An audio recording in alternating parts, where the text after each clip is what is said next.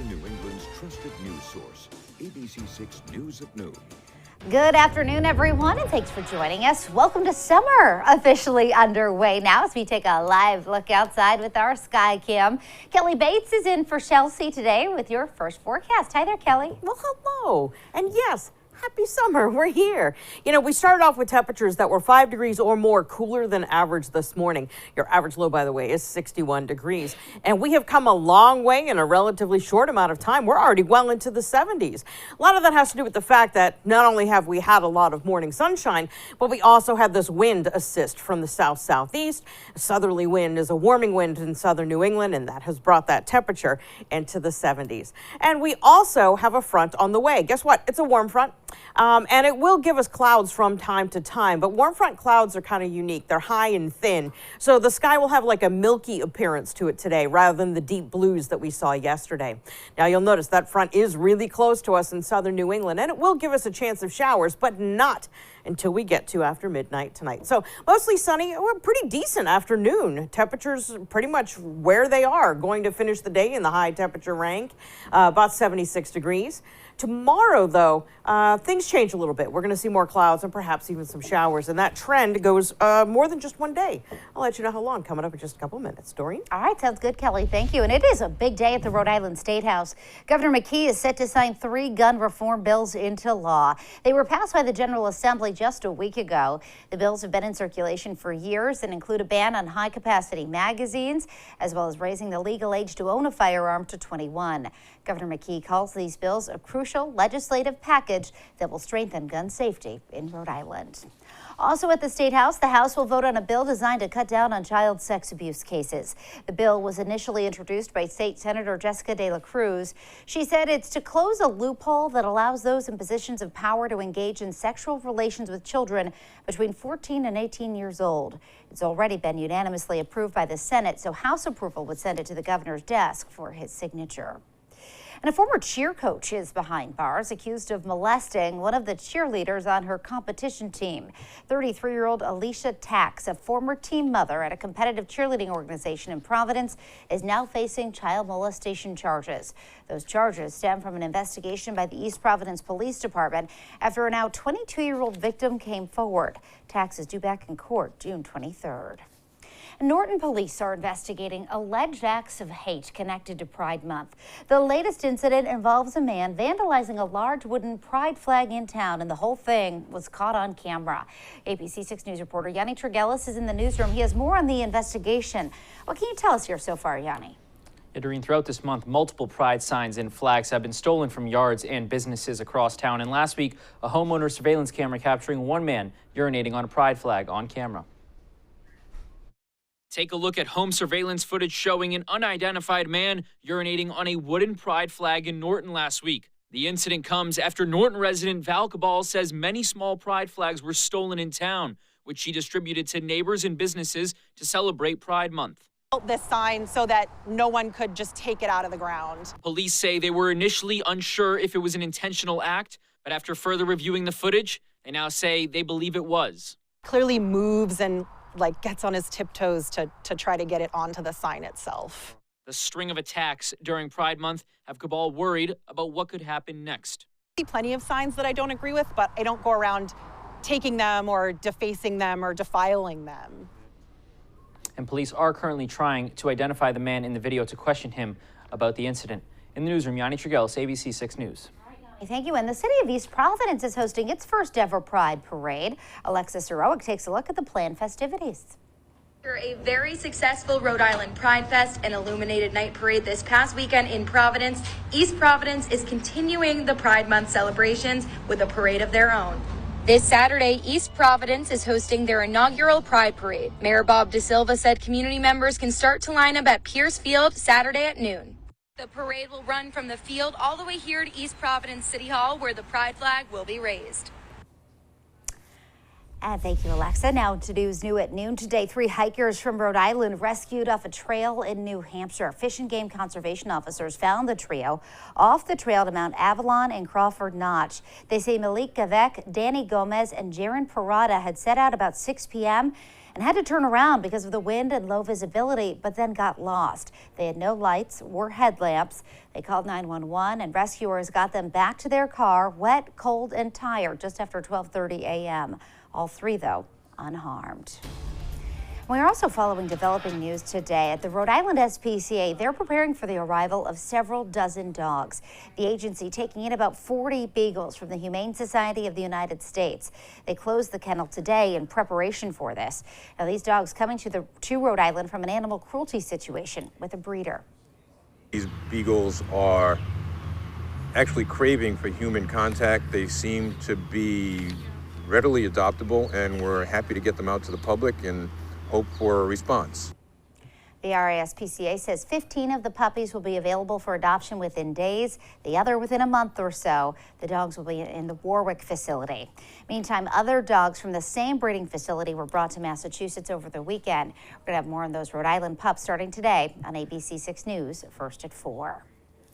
And now to our continuing coverage of the coronavirus. Coronavirus vaccine doses for kids under 5 are available in Massachusetts starting today. States were able to pre-order doses of Moderna and Pfizer vaccines ahead of the FDA's emergency authorization. The Rhode Island Department of Health says nearly 21,000 doses will arrive in the Ocean State this week. Now, still ahead here on ABC6 News at noon, new evidence in the Uvalde school massacre leading parents to demand the police chief resign. Plus, we'll take a look at what they're focusing on today in the January 6th hearing when we come back.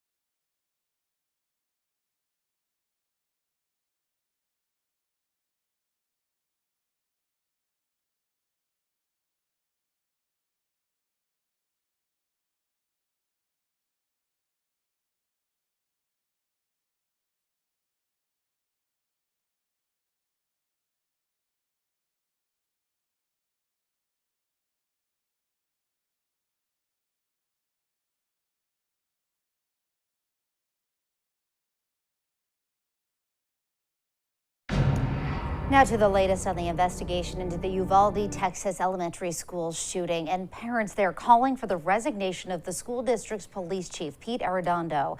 This following the release of new surveillance video that shows, despite officers claiming they were waiting for a key to unlock the classroom door, they never even tried to open it. Multiple police officers can be seen instead standing inside the building with rifles and at least one ballistic shield 19 minutes after the gunman entered.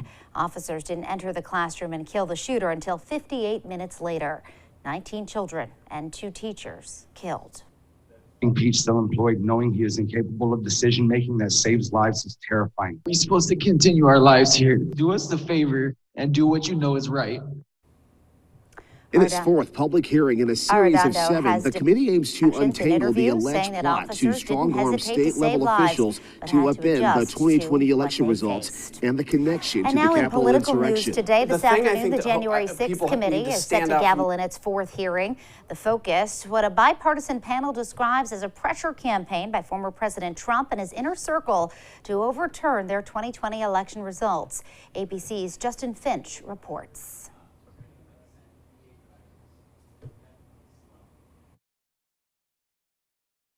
To untangle the alleged plot to strong-arm state-level officials to upend the 2020 election results and the connection to the Capitol insurrection. The thing I think that people need to stand out from these hearings is how much the president was involved in the lead up to January 6th. Congressman Adam Kinzinger, one of 2 Republicans on the committee, which says it plans to detail former President Trump's role in an effort to install state electors who would back him and reject Joe Biden's victory. The president was told this scheme is essentially something that his own lawyers couldn't justify, but yet he pressed on. Congressman Adam Schiff, appearing on CNN, will lead Tuesday's hearing, which will feature testimony from state election officials from Georgia and Arizona. All I want to do is this. I just want to find 11,780 votes. Georgia's Secretary of State Brad Raffensperger, a Republican, will testify about that Trump call and refusing to find more votes to stonewall a Joe Biden win. We've never found systemic fraud, not enough to overturn the election. Georgia election worker Shay Moss, who was falsely accused of altering election results, is set to testify about having her life threatened. In her opening statement claiming, people showed up at my grandmother's home trying to bust the door down and conduct a citizen's arrest of my mom and me. And we are hearing from former Vice President Mike Pence. Speaking to Fox News, he called January 6th a tragic day and says he did his constitutional duty that day and that he and Trump parted ways amicably on January 20th. Justin Finch, ABC News, Capitol Hill. Now, today's hearings start at 1 p.m. and we'll be airing them live right here on ABC6. Coming up next, a break on the gas tax. The president says he's considering it. We have those details next. And are you planning to hit the road for the 4th? Well, you're not alone. Just how many people are estimated to travel for the holiday weekend?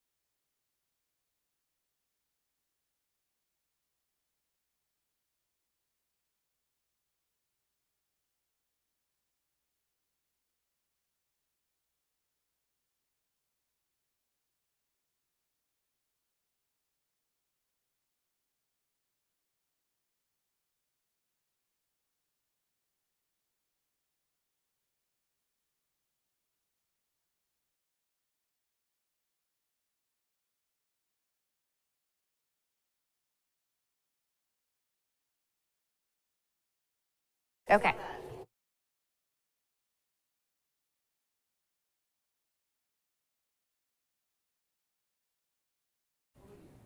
In consumer news, there could be some help on gas prices by the end of the week. President Biden promising a decision soon on whether he would get behind a holiday for the federal gas tax.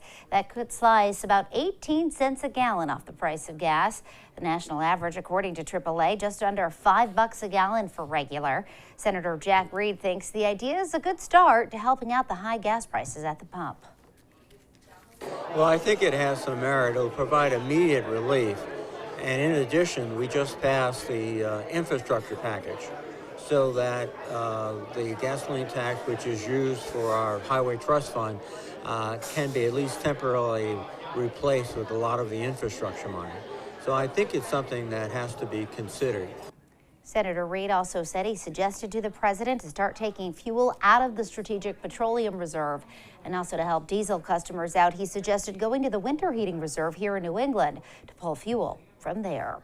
And AAA is predicting a record number of July 4th drivers despite gas prices hitting a record earlier this month. The group predicts 42 million Americans, more than ever before, will take a road trip of 50 miles or more. And while AAA says travel demand is not tapering off despite the higher expenses, fewer Americans will be flying to their destinations, only about 7% due to spikes in airfare.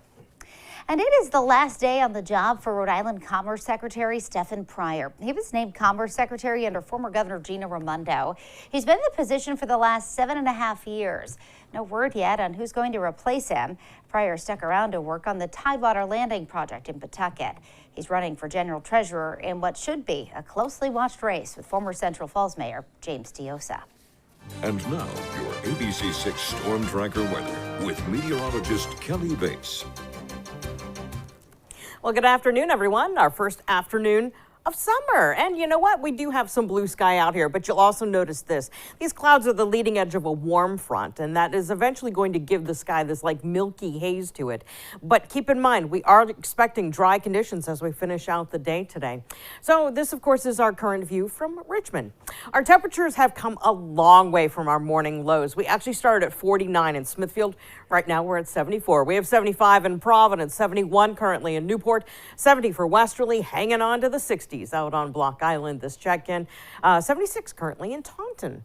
So our dew points are nice and comfortable. We're in the 40s and 50s, and dew points in the 50s this time of year tends to be super comfortable. It's not until they get up into the 60s that we start to call things muggy or humid. But those days are coming. I'll show you in the extended forecast in just a second. Our winds are beginning to line up. We've gone from light and variable winds early this morning. Now we're starting to move in air from the south-southeast. And we also, of course, have that front that's sitting off to our west. Winds are between 5 and 15 miles per hour, and that's likely how we're going to go through the remainder of the day. So here's the front. It's on our doorstep to our west, but it is right now having trouble moving forward. So I'm not expecting any of this precipitation here. We're just basically going to be touching into the cloud portion of it. As we zoom out, you get a better idea of what's going on. So here's that warm front, as I mentioned, and all the precipitation's flowing like this. It's not going like this. So that's why we're holding that precipitation associated with this warm front to our west. There is a chance that some of that could still hold together after midnight tonight as the heart of this front comes through southern New England, our corner of southern New England rather. It may give us like a 30% chance of picking up a shower, but really most of this is expected to hang out to our west. That comes as we go Wednesday into Thursday. There's a chance for another system to come through. It shows up back here. And this one, too, will give us a chance of showers. A slight one. But chance of showers is in our forecast for tomorrow and for Thursday. So, yeah, we have a couple days where it could get unsettled on us. But both days, for the most part, are still expected to remain dry. If you wanted to hit the beach this afternoon, we're looking at highs to ultimately top out around 72. Water temperatures hanging out in the lower to mid 60s. Surf is low, rip current risk is low, and even though we are bringing in some clouds this afternoon, don't forget the sunblock. Your UV index is still very high as we go into the afternoon hours. So our forecast for today has a current temperature, a high temperature, actually really current. We're there already. 76 degrees, mix of sun and clouds, a really nice afternoon. If you want to do anything this evening, you should be fine as well. Our chance of showers really doesn't come into the forecast until after midnight tonight, and it's really, really slight. Most of Wednesday, if not all of it, will likely be dry. Thursday, early morning into the afternoon, we have again another chance for showers as another front comes through. And then Friday, we're in that process of moderating from one weather pattern to another. By the time we get to next weekend, though, we will be in the dog days of summer. Heat and humidity will abound, and they'll be with us both of the weekend days, likely into the start of next week as well, at least as it stands right now. And to give all this a little perspective, your average high is 80, your average low is 61. Doreen? Right about there, Kelly. Thank you.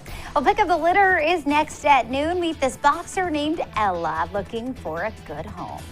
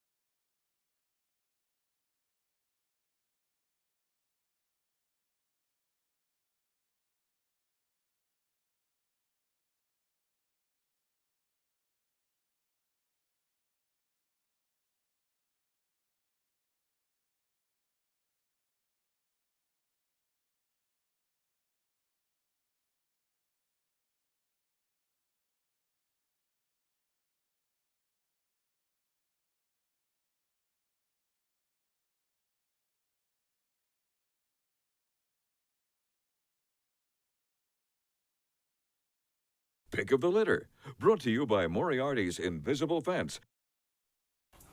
Welcome back. Time for Pick of the Litter. Our friends from the RISPCA are here today. Wayne, good to see you, my friend. Nice to be here. Nice to see you as well. We have Ella with us today. Tell us about Ella. Hi. Yes, that sums it up. That's Ella. Ella is a 4-year-old boxer. Boxer what mix? English Bulldog. I see a lot of English boxer, Bulldog yeah. mix. She is a pretty girl, and she sits well. She takes treats well.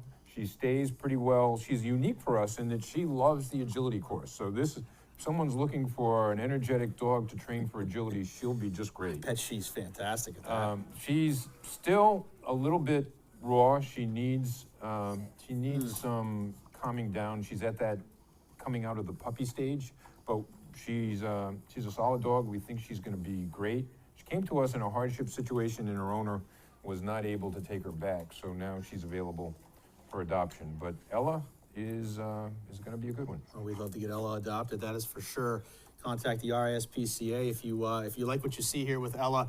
And as we saw earlier in the show too, it is a big day for you guys as well. And we're looking for families that can help out a little bit right now. Sure, we're working with the Humane Society of the United States. We're accepting a shipment today of 40 beagles that were surrendered from a medical breeding facility, a facility that breeds dogs for medical research.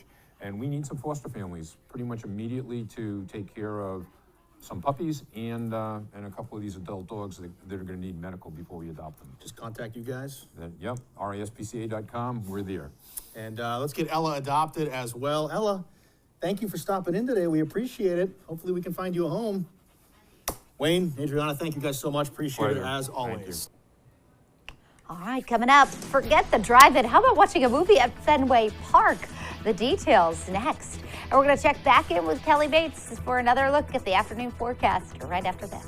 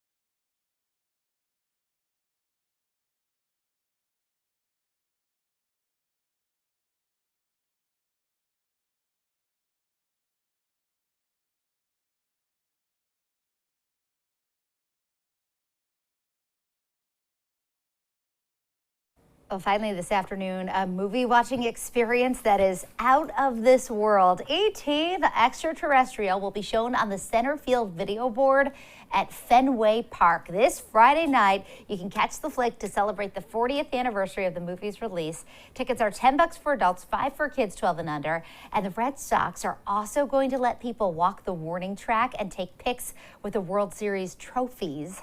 The movie starts at 7:30. I can't even imagine seeing it in that type of a setting. Right, right. It's so great. Like the people who watch Jaws while sitting in inner tubes over water? No. It's like next level, Kelly. There's a difference with that. Okay. We have a warm front on our doorstep, so it is going to throw us some clouds from time to time today. We did have that cool start, but now temperatures are in the 70s across the region, and that's really more where we typically would be this time of year. The cold overnights are pretty much done with us. We're going to be seasonable for the rest of the 7-day stretch. We have a slight chance of a morning shower tomorrow, but I really do think most of us will see it as a dry day. Thursday in the morning to the early afternoon, we do have a chance of another set of showers, but that too is a very slight chance. A lot of stuff is projected to dry before it gets here, but I can't take it out of your forecast, not yet. Friday will be a transitional day, and then we brighten up for the weekend. All right, hey, that's good timing. Thanks. Yeah. Thanks, Kelly, and thank you, everybody, for joining us for the news at noon. The news continues 1st to 4. Happy first day of summer. Yes.